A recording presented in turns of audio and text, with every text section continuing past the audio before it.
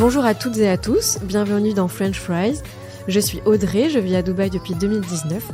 Au fur et à mesure de mes rencontres ici, j'ai souvent été impressionnée par ces femmes qui partent s'installer seules à l'étranger. J'ai donc eu envie dans ce podcast de mettre en lumière le parcours professionnel et parfois personnel de ces femmes inspirées et toujours inspirantes. Et si depuis la France ou ailleurs, ne serait-ce qu'une jeune femme, ou moins jeune d'ailleurs, se sent rassurée quant à son envie d'expatriation après nous avoir écoutés, alors mon contrat sera déjà largement rempli. Bienvenue dans French Fries. Bonjour Julie. Hello. Merci beaucoup d'avoir accepté d'être la première invitée de mon tout nouveau podcast. Ça fait 2 ans que j'ai cette idée en tête et c'est en grande partie grâce à toi que quand je t'ai vu relever tous tes challenges professionnels, ça méritait de parler de toutes ces jeunes femmes et moins jeunes d'ailleurs qui ont le courage et l'envie de se lancer dans une expatriation seule. Pour commencer, est-ce que tu pourrais me dire à quel âge tu es arrivée à Dubaï, pour quel poste et surtout, est-ce que tu es encore à ce poste actuellement ? Alors, je suis arrivée à Dubaï à 26 ans. C'était en 2019. Et je suis arrivée, du coup, pour travailler pour une entreprise française en tant que Operations Manager pour gérer des spas dans l'aéroport de Dubaï. Ah, cool! Et aujourd'hui, je ne travaille plus là-bas. Ok, donc du coup, ça va être intéressant de suivre ton parcours professionnel. À la base de ton projet, qu'est-ce qui t'a poussé à partir à l'étranger ? Je dirais qu'il n'y a pas de hasard dans cette histoire, même si j'avais pas forcément décidé de venir à Dubaï. Ça faisait 7 ans que j'étais à Paris. Ma vie, elle était un petit peu plan-plan. Je faisais de la couture tous les week-ends. Tous mes amis étaient en couple. Moi, j'étais célibataire.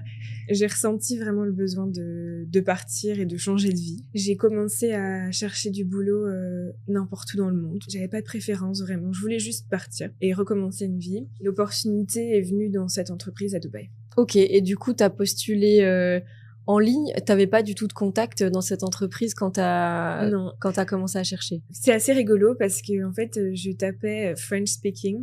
Okay. Dans tous les pays sur Indeed et LinkedIn.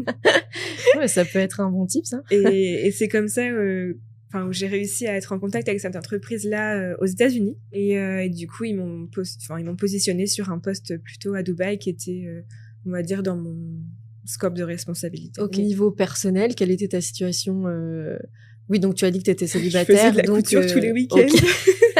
J'avais pas de chat, mais... Donc t'avais pas... Bon, les chats, ça voyage en avion. Hein. Te voilà arrivée début 2019. Déjà, est-ce que t'as pas été effrayée par les préparatifs ? Je dirais que ce qui a été peut-être le plus stressant, c'était de pas connaître la région ni le pays et de faire face un peu à tous les stéréotypes, les a priori que mon entourage pouvait m'envoyer. C'était le plus dur. Parce qu'en fait, c'était aussi l'inconnu pour moi. Je connaissais pas le Moyen-Orient. Je connaissais pas du tout cette culture. Puis en arrivant, c'était le Ramadan. Donc, boum, direct dans le bain.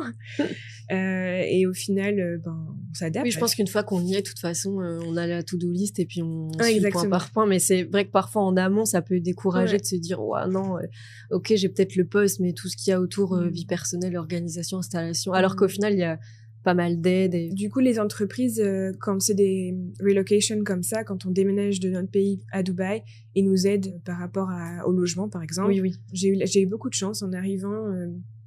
Mon prédécesseur m'a accompagnée partout, faire toutes les démarches, permis de conduire, logement. Et du coup, je me suis pas sentie seule par rapport à ça. Ok. Bon, ce qui est déjà un bon point quand on démarre. Et du coup, est-ce que tu peux nous développer un peu ta prise de poste ? Je suppose que ça fait un peu parallèlement à ton installation. Au début, donc, j'étais vraiment en formation avec cette personne qui m'a accompagnée sur le pro et sur le perso. Parce que ton poste, c'était dans le management. On est d'accord que tu devais gérer des équipes. Donc, du coup, je suis arrivée pour gérer les 4 spas qui sont dans l'aéroport de Dubaï. Gérer les opérations, donc gérer les équipes, gérer les ventes et gérer tout ce qui peut se passer dans une boutique, dans 4 boutiques en l'occurrence. Et la particularité, c'est que l'aéroport de Dubaï est ouvert 24 heures sur 24, 7 jours sur 7, incluant nos spas. C'était très intense, il n'y a pas d'horaire, et du coup, ça permettait aussi de pouvoir faire toutes mes recherches perso et pouvoir m'installer, on va dire, le matin, et après, je faisais ma journée de travail l'après-midi et le soir. Ok, et par rapport à ta prise de poste, t'avais pas d'expérience qui collait à 100%. Est-ce que tu devais faire dans ce nouveau poste ou est-ce qu'il y avait quand même des choses que t'avais déjà faites en France ?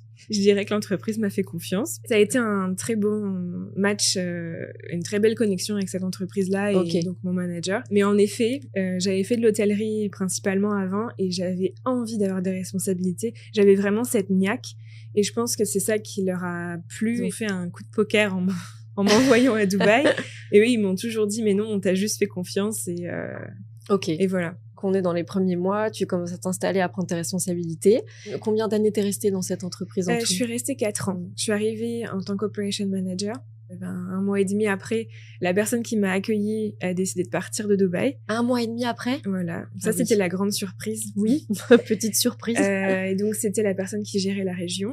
Mais c'est la personne qui te formait. C'est la personne qui me formait. Je suppose que sur ce genre de poste, 1 mois et demi de formation, c'est très juste. C'est peu. J'ai fait donc ce mois et demi où j'ai essayé de puiser tout ce que je pouvais dans ses connaissances. Parce que t'as su tout de suite qu'il allait partir ? Non, je l'ai su au bout d'1 mois et 2 semaines après, il était parti. Il m'avait un peu laissé entendre que ce poste serait pour moi, mais qu'il fallait quand même que je fasse mes preuves jusqu'à la fin de l'année. Que t'allais récupérer le poste de la personne qui était en train de te former. Ouais. Oui, donc sacré challenge quand même. Ça aurait pu être un peu stressant. Ouais. C'était très stressant. Okay. Déjà, la prise de poste dans le management d'une équipe de 80 personnes, management dans un aéroport. Oui, puis t'es dans un pays que tu découvres encore, quoi. T'as pas trop de repères. Les nationalités complètement différentes, les façons de travailler. Et ça t'a pas fait peur ? Tu t'es pas dit, non. Au final, je rentre en France ? Non. Il y a un moment seulement où je me suis dit, là, c'est vraiment dur. Et en fait, j'en ai parlé à mon manager, du coup, le CEO de l'entreprise. Et il m'a dit, OK, j'ai été entendu et je t'envoie du renfort. Et donc, 1 mois et demi après, tu reprends 10 fois plus de responsabilités que prévu.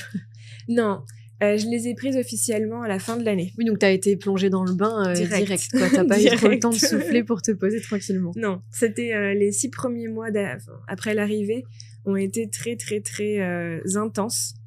Et autant dire que d'un point de vue perso, j'avais mon appart et c'était tout. Est-ce que tu connaissais déjà des gens qui y habitaient, des amis qui étaient déjà là, ou est-ce que t'étais vraiment seule ? J'avais quelques connaissances qui, du coup, se sont développées par la suite des événements et de la vie à Dubaï.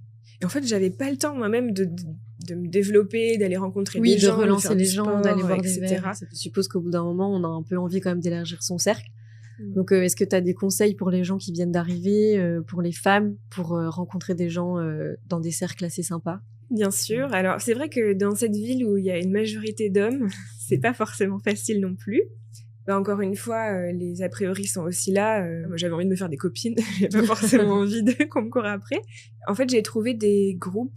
Je pense que c'était sur Instagram ou alors sur les réseaux ou alors sur Time Out, sur des magazines en ligne pour aller faire des activités en groupe. J'ai commencé à aller faire du paddle sur la mer avec un coach que j'avais trouvé sur Instagram et en fait, il organisait ça tous les dimanches. Il y avait un très bon mix d'hommes et de femmes qui venaient faire du paddle et se marrer et prendre un petit déjeuner ensemble après. C'était la première activité que j'ai commencé à faire et en fait, après, j'ai trouvé d'autres sorties pour aller faire des randos, du bateau. T'avais quand même un peu plus de temps pour prendre du temps un peu pour toi, faire du sport, rencontrer des... Le week-end, ouais. Niveau vie personnelle croustillante, est-ce que t'étais à la recherche de rencontres amoureuses quand t'allais faire ces groupes sportifs? Est-ce qu'il y avait des gens qui cherchaient un peu des rencontres ou c'était que vraiment dans un but amical Non, quand même. Quand même. Les deux, on va dire. Faut bien bien sûr. Lier l'utile à l'agréable. Oui, tout à fait. Et puis, voilà, j'avais 26 ans, 27 ans. Puis j'avais envie de me poser un peu. Oui, t'avais envie de te poser. Ouais. Et est-ce que t'as trouvé ça compliqué de déjà avoir des rencarts en anglais parce que non, mais moi je sais pas si au début j'aurais été très intéressante quoi. Ouais, c'est un bon point. C'est vrai que j'ai eu quelques rencarts qui se sont plus ou moins bien terminés, on va dire. J'ai quand même eu la chance de trouver assez rapidement ma balance, mon yin. Ça a été assez rapide, je dirais. Dans la première année où j'étais à Dubaï, j'ai rencontré mon futur mari. Enfin, mon mari. Ah, trop bien. Et donc, du coup, ton futur mari, enfin ton mari, mon mari aujourd'hui. Ton mari, lui, qui vit à Dubaï depuis longtemps. Adel, il est égyptien. Il a grandi aux Émirats. Il a toujours vécu ici, donc il a une culture relativement internationale, parce qu'il a grandi avec toutes ces nationalités et cultures autour de lui. mais sa famille a une culture très très égyptienne. Donc il a quand même ce mix. Sa famille a déménagé en Égypte pour leur retraite. Aujourd'hui, donc tu es dans un mariage mixte, parce que ça s'appelle comme ça. Est-ce que tu as rencontré certaines difficultés d'être en couple mixte à Dubaï, ou est-ce que ça a été plutôt facile? Est-ce qu'il y a encore certains préjugés qui venaient de peut-être tes amis, ta famille en France? Au début, je dirais que c'était plus moi qui me suis un peu mis des barrières dans le sens où ça va être compliqué et comment on va donc faire. de toi-même tu te mettais des angoisses. Je me suis mis beaucoup de doutes et au final je l'ai quitté. Ah oui, carrément. Ah oui, donc c'était pas juste des petits doutes, c'est t'as fui. Ouais, j'ai fui. En fait, j'ai fui parce que c'était l'inconnu. Un mois et demi. Ah oui, d'accord, c'était le tout début. Et j'ai une copine qui m'a dit, mais pourquoi t'as fait ça? Tout se passe bien, ce mec est génial, pourquoi? Et du coup, on s'est remis ensemble. Bah oui, pourquoi? J'ai réalisé qu'en fait, ça n'avait pas de sens et qu'on était très bien ensemble et que c'était des discussions qu'il fallait qu'on ait. Je pense que moi, j'avais besoin d'avoir ces discussions avec lui pour pouvoir me sentir pleinement dans cette relation. T'avais besoin de le verbaliser, ok.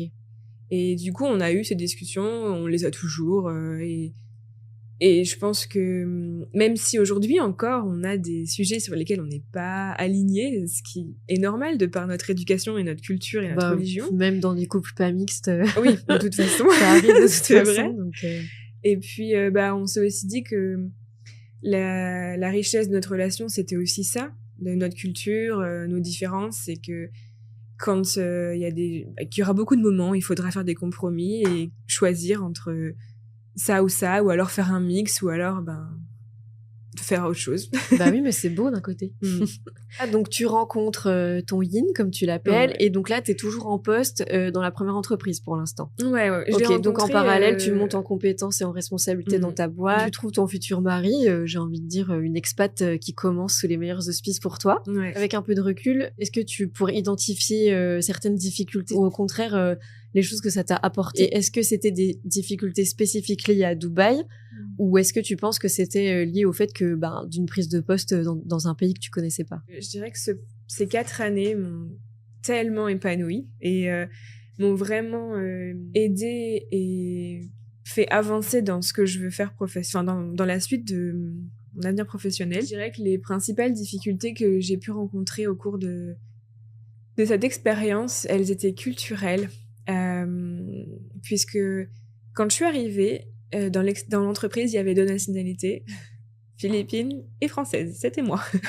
Au cours de ces 4 ans, on a recruté 14 autres nationalités avec, on va dire, un vrai mix culturel. Je dirais aussi grâce au Covid, puisqu'il y a eu beaucoup de limites qui nous ont poussé aussi à ne plus recruter aux Philippines, puisque c'était bloqué à ce moment-là, et à recruter ailleurs. C'était une difficulté dans le sens où leur éducation est très différente de la nôtre. Ils n'ont pas forcément fait d'études. Et tes équipes parlaient très bien anglais ou avec... Suffisant pour le travail. D'accord. Non, l'anglais... Il n'y a pas eu de barrière de la langue qui t'a gêné, quoi. La langue n'a pas été une barrière, puisque comme on travaille dans l'aéroport, c'est un critère obligatoire pour être embauché dans cette entreprise. Enfin, même en recrutant, en final, c'est 14 nationalités différentes. Ça a été aussi un travail de notre côté, du côté vraiment purement management, de préparer les Philippins à accueillir d'autres nationalités et à avoir vraiment cette ouverture d'esprit et à mettre en valeur les cultures. Donc on a fait beaucoup de choses en fait dans cette dimension-là, de façon à ce que ça se passe bien et qu'il n'y ait pas de conflit interculturel, etc. Oui. Ça devait être intéressant à mettre en place. C'était génial. Bah oui, moi c'était une de mes choses favorites. Donc au final j'ai essayé de faire un peu de mon problème oui, quelque chose de sympa à mettre en place même pour le futur de l'entreprise, etc. Mais on va dire qu'au début j'ai quand même je me suis pris des murs puisque la culture, en France, je sortais de mon MBA, je travaillais dans une grande multinationale en France et j'arrive avec une équipe qui n'a jamais fait d'études, où je pense leur plus haut niveau d'études était le brevet. Et du coup, les attentes d'un point de vue managérial sont totalement différentes également. Donc moi, mon but aussi, c'était vraiment de les empower de façon à ce qu'ils prennent plus de responsabilités, qu'ils eux-mêmes grandissent et qu'ils prennent confiance en eux de façon à ce qu'ils puissent évoluer dans leur carrière. J'étais du coup sur la région, donc je gérais les spas de Oman, à Mascate, au Qatar, à Doha et à Singapour. Et donc, en plus de t'installer dans ta prise de poste à Dubaï, tu devais aussi aller sur le terrain, t'avais des déplacements. Au bout d'1 an, ouais. D'accord. Oui, quand t'as évolué dans tes responsabilités. Ok, donc ça t'a permis de découvrir un peu aussi la région de manière professionnelle. Et t'as eu les mêmes difficultés avec les mix des cultures dans les autres pays, ou est-ce que t'as ressenti des différences? Au Moyen-Orient, donc à Oman, au Qatar et à Dubaï, on avait les mêmes mix d'équipes, on va dire. On recrutait dans les mêmes pays, donc principalement en Afrique et en Asie. Par contre, à Singapour, c'était exclusivement singapouriens et malaisiens, parce qu'ils ont des quotas à respecter et que c'est très difficile d'embaucher des étrangers, enfin, pour le type d'entreprise qu'on avait. La culture singapourienne et le mindset singapourien est encore très très différent. Ça se rapproche beaucoup plus de la culture chinoise et je me suis à nouveau pris des murs. Et du coup, c'était au même moment où j'ai fait une formation de management interculturel qui m'a beaucoup aidée pour reconnecter avec ces équipes, avec beaucoup d'ajustements et de formation en fait, vraiment d'intelligence émotionnelle, d'essayer vraiment de comprendre, d'ouverture d'esprit et de pas arriver avec ses grands sabots comme j'ai pu le faire au début. Et de vraiment essayer de comprendre les équipes, quelles sont leurs motivations, leurs besoins, et comment je peux les aider, et comment travailler ensemble. Tu nous as dit que tu étais restée 4 ans dans la première entreprise. Qu'est-ce qui t'a motivé à changer de projet professionnel? En 4 ans, j'ai vu énormément de choses. J'étais devenue la responsable régionale de cette entreprise. Je faisais les opérations, les RH, la formation et la coordination de la région. Donc j'adorais vraiment ce boulot et mes équipes et tout ce que j'avais pu construire. Et puis j'arrivais un peu dans un moment de ma carrière où je me disais bon, what's next?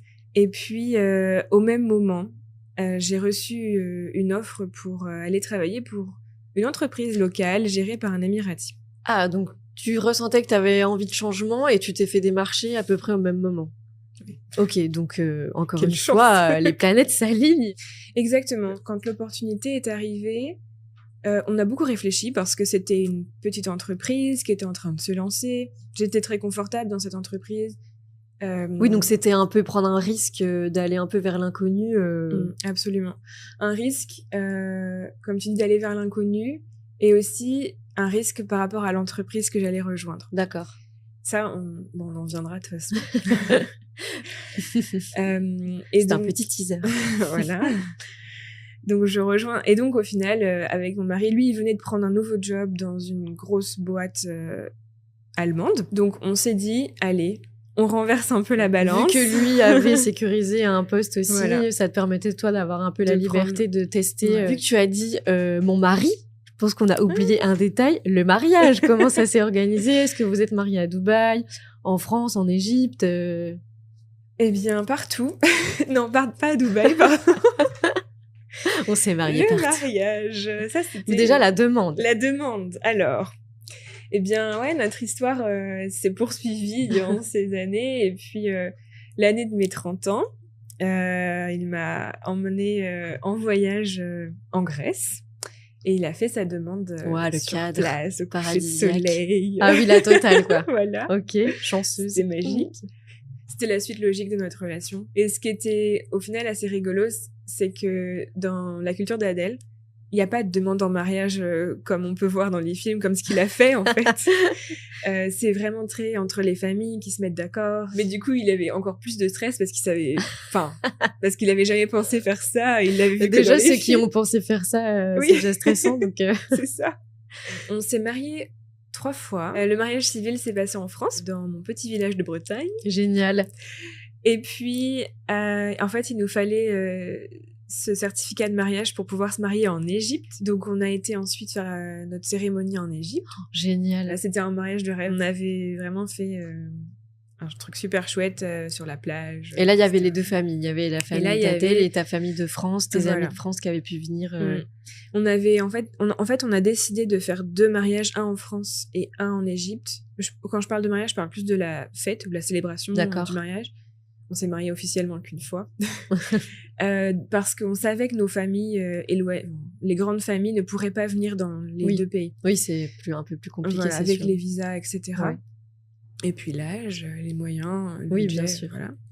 Donc voilà, première célébration de mariage en Égypte, tout organisé par un wedding planner, donc trop facile.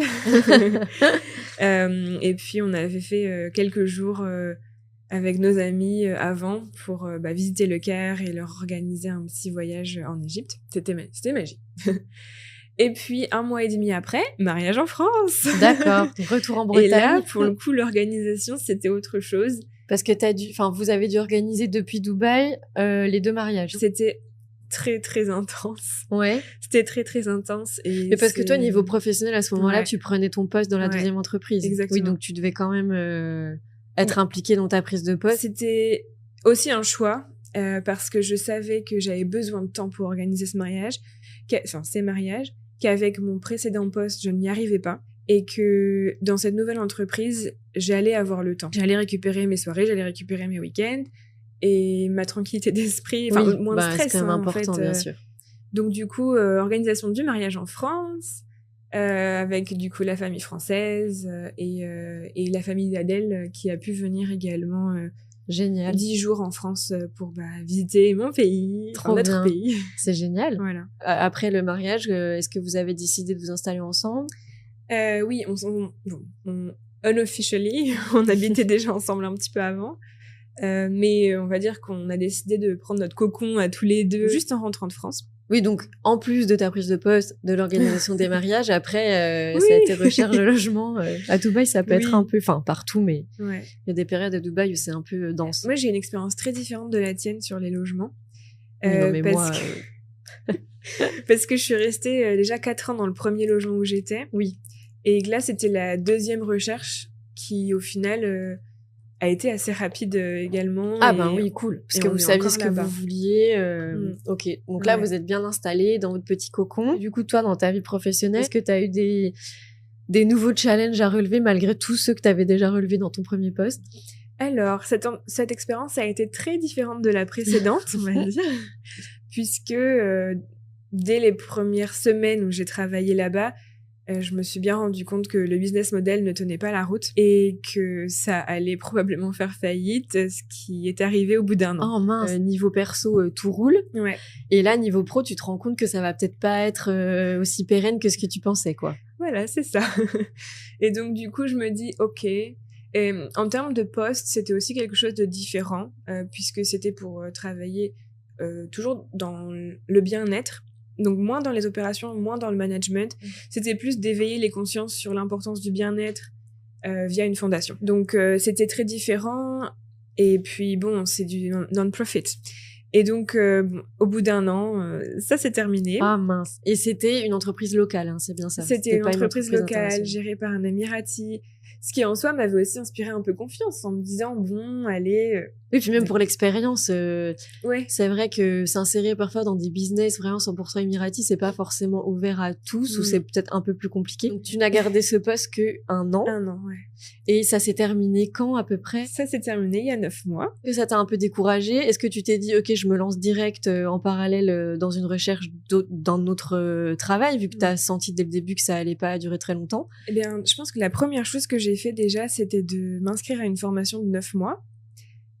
Qui était vraiment au final ce qui m'avait passionnée dans ce premier job, qui était la stratégie humaine d'une entreprise et comment aligner les stratégies de management avec les objectifs business d'une entreprise. Donc, c'était une formation hyper intéressante et en fait, dès que j'ai compris que là, l'entreprise, c'était une question de semaines ou de mois, je me suis vraiment remise à la recherche d'un travail. Chercher un travail à Dubaï, c'est très difficile. Enfin, ça peut être facile comme difficile, ça dépend ce qu'on recherche. Moi, dans mon cas, c'est plus compliqué parce que en ayant eu cette expérience qui s'est moins bien passée, je voulais pas retomber à nouveau dans une entreprise qui allait couler. Oui, tu savais spécifiquement ce que tu voulais et que tu voulais pas. Du coup, ça restreint forcément. Et j'avais pris le temps vraiment de chercher aussi et de comprendre quel était mon projet de carrière, qu'est-ce que je voulais faire et qu'est-ce que je voulais atteindre. Donc toujours vraiment dans cet objectif plus humain, très orienté management et succès d'une entreprise d'un point de vue business. J'ai cherché pendant 3 mois, jusqu'à ce que je me fasse remercier, jusqu'à ce qu'on apprenne la fermeture de l'entreprise. Et puis, en fait, cette lettre est tombée 3 jours après que j'ai appris que j'étais enceinte. Ah, félicitations. Bon, pour être honnête, ça se voit un peu. J'ai eu la nouvelle avant vous, mais trop bien. C'était un projet, je suppose, voulu. Ok. Mais le hasard a fait que c'est arrivé pile au moment où tu perds ton job. Ouais. Bah, en fait, donc, ça faisait quelques mois qu'on essayait, que ça marchait pas forcément. À un moment, on s'est dit... Parce que c'était stressant de savoir que mon job, ça n'allait pas. Bien sûr. Déjà, c'est stressant parfois quand on essaie d'avoir un enfant, que ça fonctionne pas. Et aussi d'un point de vue financier, on sait tous qu'à Dubaï, la vie coûte très cher. Bon, bien sûr, les salaires sont en conséquence, mais quand il n'y a plus de salaire, c'est un peu compliqué. Surtout que nous, on était vraiment organisés sur nos 2 salaires cumulés. Mais en plus, vous veniez de signer le bail de votre nouveau logement, non? Parce que ça a correspondu au moment où vous vous êtes installés ensemble. Parce que à Dubaï, oui, pour ceux qui savent pas, on signe des baux de 1 an.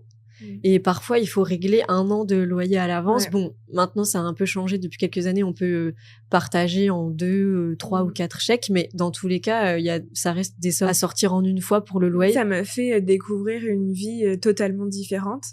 Dans le sens où, avant, dans mes entreprises avant, j'avais un salaire fixe qui tombait tous les mois. Je me posais pas trop de questions. Un bon salaire qui te permettait de pas forcément compter ton budget tous les jours et profiter de la vie, d'épargner, de pouvoir avoir des projets d'investissement, etc.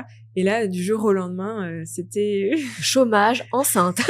Chômage, sans chômage. Oui, oui, chômage sans argent. Chômage sans argent, enceinte. Et à la maison, parce que du coup, à Dubaï, tout coûte cher. Donc en fait, à partir du moment où tu sors de la maison, bon... ça va que si vous êtes bien installé dans votre maison, mais bon, c'est vrai qu'au bout d'un moment... Et donc, du coup, ça m'a fait... Mais t'as pas repris la couture, comme tu faisais à Paris? Ça aurait pu être une idée. En fait, depuis que je suis arrivée, j'ai toujours dit qu'à Dubaï, tu pouvais avoir la vie que tu voulais avoir. Parce qu'il y a des différences de salaire et des différences de niveau de vie complètement différents. Je pense que c'est une ville où il y a une concentration de riches incroyable, mais c'est aussi une ville où il y a énormément de pauvreté, de gens qui vivent avec moins du minimum légal en France, par exemple. Mais c'est pas pour autant qu'ils ont une vie qu'ils détestent. Et du coup, ça m'a aussi permis de me dire, allez, cette fois-ci, c'est à moi de faire cet effort et de me dire, là, pendant 6 mois, 9 mois, 1 an, je vais me serrer la ceinture. Et au final, j'en suis pas plus malheureuse. Enfin, j'en suis pas plus malheureuse qu'avant. On s'adapte de toute façon. C'est sûr que... Mais c'est vrai que ça aurait pu être angoissant et te forcer à remettre en cause ton projet aux Émirats. Tu vois, par exemple, il y a peut-être des gens qui se seraient dit, je rentre en France parce que c'est la maison et que je connais et qu'il y a la famille et le fait d'être en couple avec quelqu'un qui a grandi ici, est-ce que tu penses que ça te donne une vision différente? Alors, je dirais pas totalement différente, mais on va dire que sa vie a été beaucoup plus implantée sur des choses authentiques, qui au final, quand on vient à Dubaï en tourisme, on ne voit rien d'authentique. Même certains expats, je pense qu'ils font pas trop l'effort, ou ils connaissent même pas trop les lieux, je pense. Oui, tout à fait. Et si on en reste en fait à la couche superficielle de Dubaï, on n'ira jamais voir un peu plus loin et découvrir des endroits hyper chouettes. Du coup, moi, c'est vrai que du fait qu'il ait grandi ici, on a pu...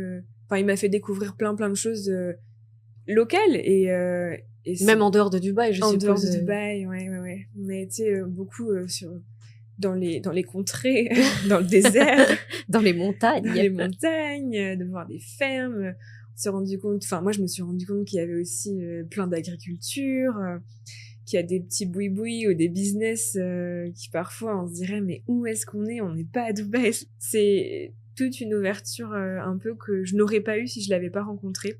Et puis aussi toute cette ouverture culturelle d'avoir les 2 cultures, les 2 religions, où au final on fait je le supporte dans le ramadan, je le fais pas mais je le supporte. Je vais cuisiner tous les jours, on va faire l'Aïd. Mais d'un autre côté, quand on est en France pour Noël, il vient à la messe, voilà. Oui, donc c'est vraiment le parfait mix entre vous deux, votre équilibre. Au début, on s'est dit, est-ce qu'on se lance, est-ce qu'on arrête? Et en fait, on s'est dit, on se débrouillera, allons-y, et ça viendra quand ça viendra. Et c'est arrivé à 2 jours près de ton licenciement, voilà. Génial. Donc on s'est dit que c'était un signe, mais bon, pour l'instant, j'ai toujours pas trop compris. Un signe, on sait pas encore de quoi, voilà, mais... c'est ça. Un signe qu'il fallait que tu te concentres un peu sur ta vie personnelle après ces 5 ans un peu intenses, professionnellement parlant. Tout à fait. Et est-ce que tu stoppes tes recherches d'emploi? J'ai été totalement perdue pendant cette période. Le premier trimestre d'une grossesse, j'ai découvert ce que c'était. Maintenant, je comprends toutes les mamans autour de moi. Mais n'ayez pas peur, parfois ça se passe très bien. Avec la fatigue, les changements physiques, les changements hormonaux, en fait, j'étais incapable de recommencer. Le stress, oui, bien sûr. Donc pendant ce premier trimestre, j'ai arrêté les recherches, mais j'avais les retombées de ce que j'avais fait les 3 mois d'avant. Donc j'ai quand même eu quelques entretiens où je suis allée, mais j'étais... je manquais j'allais presque m'endormir, c'était très difficile, donc en fait, ça servait à rien. Mais tu l'as fait quand même. J'y suis allée. J'ai attendu, au final, le 2e trimestre, j'ai recommencé à postuler un peu, et en fait, au bout d'un moment, je me suis dit, mais panique à bord, qu'est-ce que je vais faire de ma carrière, etc. Donc tu gardais quand même en tête tes envies professionnelles. En fait, c'était très difficile pour moi d'accepter que j'ai perdu mon job et que je puisse même pas en reprendre un maintenant parce que j'étais enceinte et que j'attendais un super événement. Ok, mais donc t'as eu du mal à trouver un peu ton équilibre entre tes volontés professionnelles et le fait que ta vie perso faisait qu'il fallait que tu pas mettre en pause parce que évidemment il y a plein de femmes enceintes qui travaillent et qui continuent à gérer leur business. Mais là, aujourd'hui, dans quel état d'esprit tu es? Est-ce que tu attends patiemment d'avoir ton bébé et comment tu envisages la suite? Quels sont tes projets? Eh bien, aujourd'hui, j'ai toujours vraiment cette envie et passion et détermination de retrouver un travail. Ça me manque vraiment, en fait, de pas avoir d'équipe, de pas aller au travail, de pas stimuler et apporter quelque chose à une entreprise. J'ai recommencé mes recherches d'emploi le dernier mois de ma grossesse. Et puis, je pense que je vais faire un break entre l'arrivée du bébé et puis 1 mois et demi après, et je recommencerai à nouveau. Les recherches. Recherches, ouais. Ok. Et du coup, tu cherches à Dubaï. Là, votre projet, pour l'instant, c'est de rester à Dubaï. Je reste à Dubaï et bien sûr, on est très bien installés ici. On a la volonté de faire grandir notre enfant ici et de construire un peu. Je suppose qu'il voyagera un peu en France, un peu en Égypte. Et un peu ailleurs. Lui aussi aura le goût du voyage, je suppose. Ouais. Ce qui est intéressant dans ton parcours, c'est que t'es arrivé 1 mois après, tu as eu l'opportunité de monter en grade et tu as dit toi-même que l'entreprise t'avait fait confiance, que peut-être que ton CV papier n'aurait pas suffi. Donc, je pense que ça met en lumière le fait qu'à Dubaï, on a quand même accès à des grosses opportunités. C'est assez spécifique à la région. Parfois, juste ça match à l'entretien et la personne va peut-être plus donner sa confiance que dans d'autres pays. Mais le revers de ça, c'est que on peut perdre les jobs aussi très rapidement. Il n'y a pas de sécurité de l'emploi.